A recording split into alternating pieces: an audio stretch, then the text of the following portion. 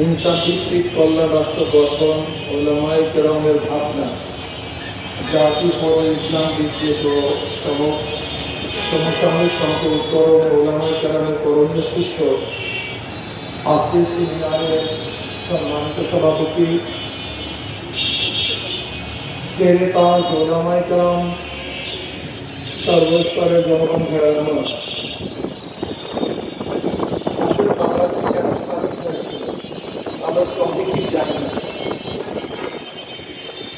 বাংলাদেশের স্বাধীনতার পিছনের কারণটা কি ছিল? দেখেন, এই দেশ একসময় মুসলমানদের ছিল। 750 বছর পর্যন্ত শাসক ছিল মুসলমানরা। 850 বছর পর্যন্ত ব্রিটিশ 200 বছর শোষণ করেছে।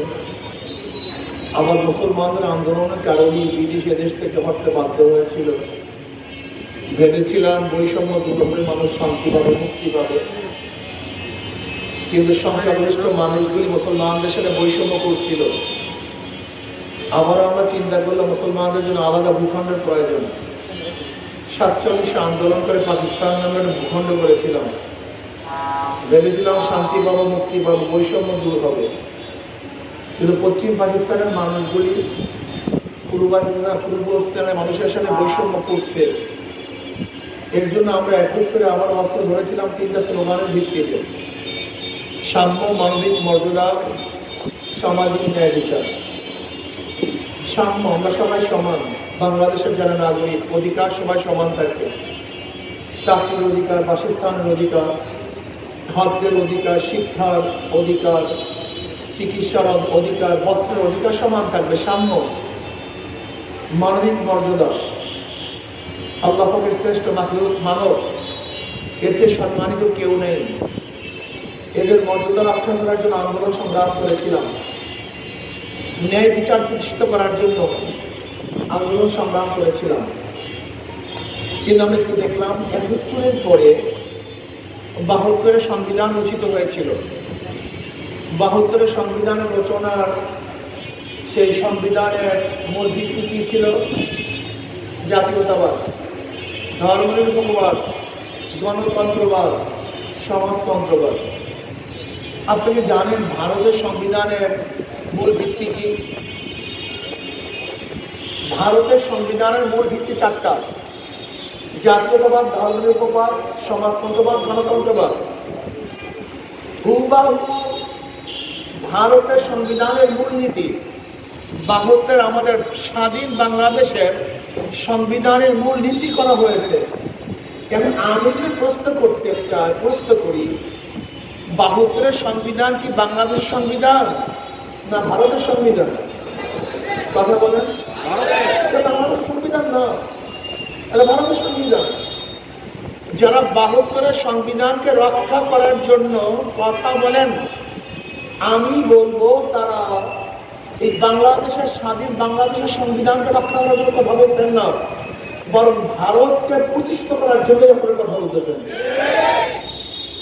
অথচ আজকে আমরা 72-এর সংবিধানের বিরুদ্ধে যারা কথা বলি তারা দেশদ্রোহী, আর যারা ভারতের পক্ষে কথা বলে তারা দেশের বন্ধু। এক আজীব দেশ। আমাদের জাতীয় সঙ্গীত রবি ঠাকুরের, এই রবি ঠাকুরের জাতীয় সঙ্গীত কবে জানেন? 1905 সনে বঙ্গভঙ্গ আন্দোলনের সময় রবি ঠাকুর এই সঙ্গীত করেছিলেন, আমার সোনার বাংলা আমি তোমায় ভালোবাসি। উনি একজন ভারতীয় নাগরিক। কোন দেশের জাতীয় সঙ্গীত অন্য দেশের নাগরিকের রচিত সঙ্গীত আছে বলে আমি জানি না। আপনারা জানেন কেউ জানেন? গোটা দুনিয়ার কোন দেশের জাতীয় সঙ্গীত অন্য দেশের নাগরিকের সঙ্গীত জাতীয় সঙ্গীত করা হয়েছে, এটা বাংলাদেশ ছাড়া দ্বিতীয় কোনো নজির নেই। রবি ঠাকুর ভারতের নাগরিক, রচনা করছেন ভারতে বসে 1905 সনে। আচ্ছা বলেন তো 71-এর পরে কোথাও 1905 আর কোথাও 1971? এত বছর পরে রবি ঠাকুরের সেই কবিতা জাতীয় সঙ্গীত হবে কেন? তার মানে এই সঙ্গীত আমাদের সঙ্গীত না, এটা ভারতের সঙ্গীত।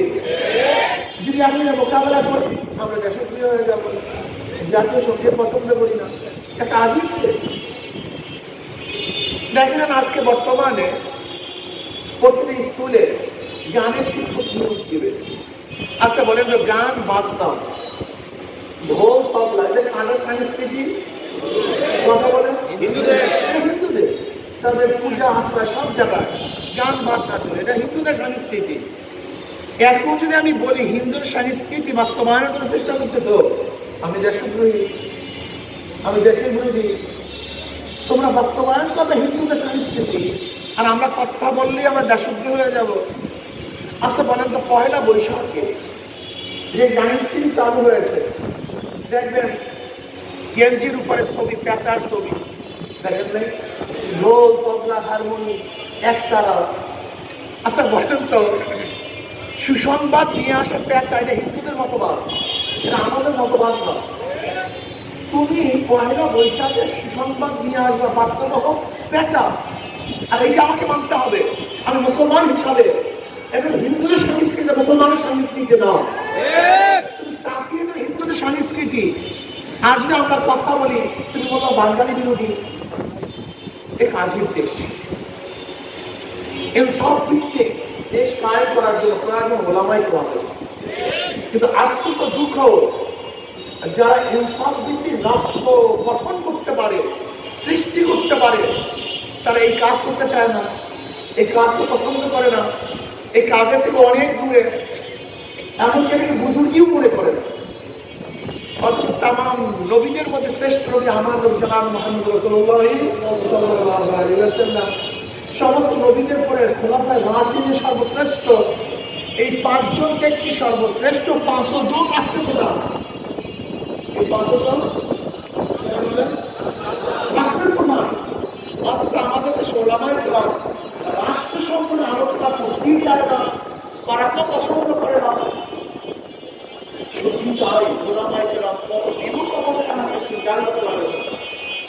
আমরা কাদিয়ানিদের আকীদা নিয়ে আলোচনা করি, কাদিয়ানিদেরকে কাফের বেঈমান বানাবার জন্য কত সেমিনার, কত সেম্পোজিয়াম, কত আন্দোলন করেছি। কিন্তু যারা বলে শরিয়া আইনে বিশ্বাসী না, তাদের বিরুদ্ধে আমরা কথাও বলি না। মানুষ আমরা এক আজীব জাতি। আচ্ছা বলেন তো, খাতমে নবুওয়াতের ব্যাপারে যদি কাদিয়ান অস্বীকার করে যে শেষ নবী আমার নবী না, তাহলে যদি কাদিয়ানরা কাফের হয়, যারা বলে আমি শরিয়াতে আইনে বিশ্বাসী না, তারা কি হবে? তাদেরকে তুলে তুলে নেয়। আমি আশ্চর্য হয়ে যাই আমাদের টাকাটা দেখে, আমি নিজে আশ্চর্য হয়ে যাই। আমি বিশ্বাসই করতে পারি না আমাদের অবস্থা। জয় সাহেব মৌলবাদীদের বিরুদ্ধে কথা বলছেন, এর জন্য জয় সাহেব খারাপ। কিন্তু তারেক সাহেব যদি মৌলবাদীর বিরুদ্ধে কথা বলেন, তা তারেক সাহেব কি হবে? না, সে প্রশংসা করতে হবে, সে দামি হয়ে যাবে। এক আজীব রাষ্ট্র, এক আজীব দেশ। যদি আমরা ইসলামী আইনে পছন্দ না করি, ইসলামী এক রাষ্ট্র কায়েম করতে না চাই, তাহলে তিনি খারাপ হয়ে, যারা চাইবে না তারা কি হবে? প্রশংসা পাত্র হবে, তারাও তো খারাপ হবে। আসলে আমার সমস্যাটা কোথায়? আফালা তাতাফাক্কারুন, আফালা তাআকিলুন, আফালা তুবসিরুন। আসলে আমাদের চিন্তাই নেই, ভাবনাই নেই, আমাদের ফিকির নেই, আকল নেই। আমি শ্রদ্ধাভাজন ওলামায়ে কেরামকে বলবো, শ্রদ্ধাভাজন ওলামায়ে কেরামকে বলবো, আসুন না, জনাব মুহাম্মদ রাসূলুল্লাহ সাল্লাল্লাহু আলাইহি ওয়াসাল্লাম যদি রাষ্ট্রপ্রধান হয়ে থাকেন, খোলাফায়ে রাশিদিন যদি রাষ্ট্রপ্রধান হয়ে থাকেন, আজকের থেকে আপনাকে আমাকে চিন্তা করতে হবে, ওয়ারাসাতুল আম্বিয়া উলামায়ে কেরাম রাষ্ট্রপ্রধান হবে। এরা মসজিদের ইমাম হবে, রাষ্ট্রের ইমাম এরাই হবে। এদের কাছে জাতি নিরাপদ, এদের কাছে মাখলুকাত নিরাপদ, এদের কাছে পুরুষ মহিলা গরিব দুঃখী নিহিত মানুষ সব নিরাপদ। এদের কাছে রাষ্ট্রের মাল নিরাপদ, এদের কাছে মানুষের জান ইজ্জত নিরাপদ। আমি বিশ্বাস করি ওলামায়ে কেরাম যদি এর থেকে চলে আসেন, তাহলে মানুষ শিখবে, জানবে, বুঝবে, তার ওলামায়ে কেরামকে নেতা হিসেবে মেনে নেবে ইনশাআল্লাহ। আপনি জানেন বাংলাদেশের অবস্থা কি? আজকে বাংলাদেশের জনগণের অবস্থায় তাদের চক্ষু খুলে গেছে।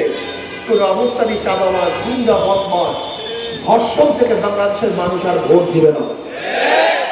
শুধু ওই চরিত্র মানুষগুলি ব্যতীত, যারা ধর্ষণকে পছন্দ করে, ডাকাতিকে পছন্দ করে, সন্ত্রাসকে পছন্দ করে, চাঁদাবাজিকে পছন্দ করে, জুলুমকে পছন্দ করে, তারা ব্যতীত যারা শান্তিতে থাকতে চায়, শান্তিতে বসবাস করতে চায়, ইসলামী হুকুমাত চায়, সমস্ত মানুষের জান-মাল ইজ্জত আবরু রক্ষা করতে চায়, তারা চাঁদাবাজদেরকে কোনো অবস্থাতে আগুনে ভোট দেবে না।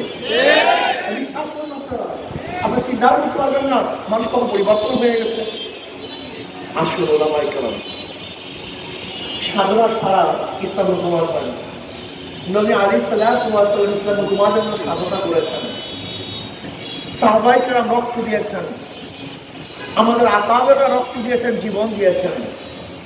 আপনি আমি জামাতে ময়লাও লাগবে না, একটু গালিও খাবেন না, চিৎকারিও খাবেন না, আপনাকে কটূক্তিও করবেন না, ইসলাম হুকুমাত হবে, এটা হতে পারে না। নবী আলাইহিস সালাতু ওয়াস সালাম আরো নবীর সাথে সম্মানিত ছিলেন। তিনি যখনই কলেমার দাওয়াত দেওয়া শুরু করলেন, তার শত্রু কোনো অভাব ছিল না। আজকে আপনি সত্য কথা বললে আপনার শত্রু হবে, তার মোকাবেলা করে আপনার সামনে অগ্রসর হতে হবে। ইনসাফ ভিত্তিক রাষ্ট্র কায়েমের জন্য একমাত্র অবদান রাখতে হবে ওলামায়ে কেরাম। সচেতন হন, ঐক্য হন, একসাথে কাজ করেন, এক মতে কাজ করেন, এক আওয়াজে কথা বলেন। ইনশাআল্লাহ অবশ্যই অবশ্যই সেদিন বেশি দূরে নয়। আমি দেখতেছি মনে হয় আমার সামনে, আমার বিশ্বাস করে আমি স্বপ্নে দেখি, জাগ্রত অবস্থায় দেখি, শয়নে দেখি, স্বপ্নে দেখি, সেদিন বেশি দূরে নয়। সংস্কৃত ভবনে ইনশাআল্লাহ কলমাত্র উদ্যান হবেই হবে ইনশাআল্লাহ। সেদিন বেশি দূরে 92% মুসলমানদের দেশে, যেখানে আল্লাহু আকবার ধনী মানুষের ঘুম ভাঙে, মোড়ে মনে মসজিদ, মোড়ে মনে মাদ্রাসা,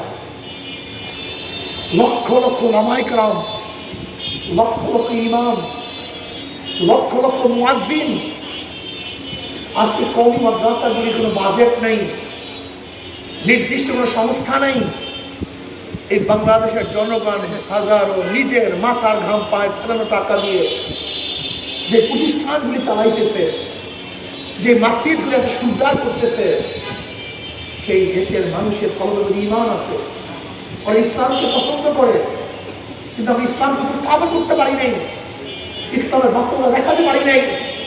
আমি বিশ্বাস করি ইসলামকে সুন্দরভাবে উপস্থাপন করতে পারি। এই রিক্সাওয়ালা, আমার ঠেলাওয়ালা, আমার গরিব মজদুর, চাচি তাঁতি, সমস্ত মানুষগুলি ঝাঁপিয়ে পড়ে ইসলামকে রক্ষা করার জন্য, ইসলাম হুকুমাত কায়েম করার জন্য। ওরা চোর, গুন্ডা, বদমাশ, ডাকাতদেরকে আর কিন্তু ভোট দিবে না।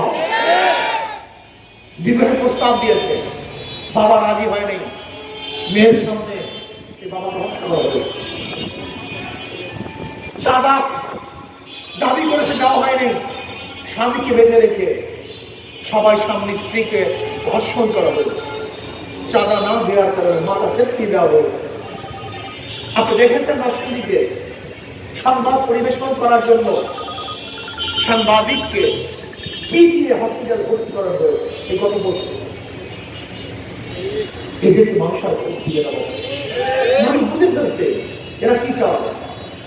এরা ক্ষমতায় গিয়ে আল্লাহ না করুক, যে অবস্থা শুরু হয়েছে, এখনো ক্ষমতায় যেতে পারে না, ভয় আছে, যেতে পারি কি পারি না, ভোট দেবে কি, এখনো কি আছে, যখন ভয় থাকবে না।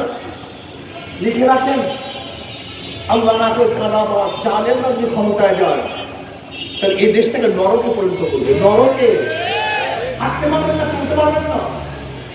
এখন মসজিদ ইমাম সাহেব কথা বলতে পারে না, এখন মসজিদ ইমাম সাহেব বক্তৃতা করতে পারে না। আল্লাহ না করবে যদি ক্ষমতায় যায়, উনি ইমাম সাহেব কোরআন হাদিসের বয়ান করতে পারবেন না, বরং তারা যা লিখে দিবে সেই কথাই আপনাকে বলতে হবে। সে সমাজ কাটবে না। আমাদের সে শক্তিশালী কেউ নাই। শুধু ঐক্য হন, শুধু ঐক্য হন, শুধু ঐক্য হন। মুসলমানদের চেয়ে, ওলামায়ে কেরামের চেয়ে, দিনদারের চেয়ে শক্তিশালী কোনো গোষ্ঠী এই বাংলাদেশে নাই। সবচেয়ে আমরা শক্তিশালী, যদি ঐক্যবদ্ধ হতে পারি, আমাদের চেয়ে বড় শক্তিশালী বাংলাদেশের কেউ নেই। এক নীতি ও এক আদর্শে, একই মুখে, একই ধ্যানে কথা বলি, অবশ্যই ইনসাফ ভিত্তিক রাষ্ট্র কায়েম হবে। আল্লাহ আমাকে আমাদের সবাইকে খাস করে ওলামায়ে কেরামকে এক ও ন্যাক হয়ে কাজ করে তৌফিক দান করেন। মাত্র কয়েকটা মাস আছে আগামী নির্বাচন। ওলামায়ে কেরাম আসুন না, জীবন বল ওদেরকে ভোট দিয়েছি, একটাবার পরীক্ষা করুন, ইসলামকে একটাবার পরীক্ষা করুন। ওদেরকে বারবার পরীক্ষা করেছেন, বারবার ফেল করেছে, ইসলামকে একবার পরীক্ষা করুন। ইনশাআল্লাহ ইসলাম ফেল করার কোনো আদর্শ নয়, ইসলাম অবশ্যই ফার্স্ট ক্লাস মার্কসে পাস করবে ইনশাআল্লাহ। আসলে একটাবার ইসলামকে পরীক্ষা করুন, ইসলাম থাকবে না, অবশ্যই জিতবে। দ্বিতীয়বার পরীক্ষা দেওয়ার দরকার হয় না, আপনারা ইনশাআল্লাহ ইসলামকে বারবার ক্ষমতা নেবেন। আল্লাহ আমাকেও আমাদের সবাইকে কবুল করে নেন, খাস করে ওলামা মাশায়েখ আহমদ পরিষদকে আল্লাহ কবুল করে নেন। এই কাফেলাকে আল্লাহ আরো বেশি শক্তিশালী করে দেন।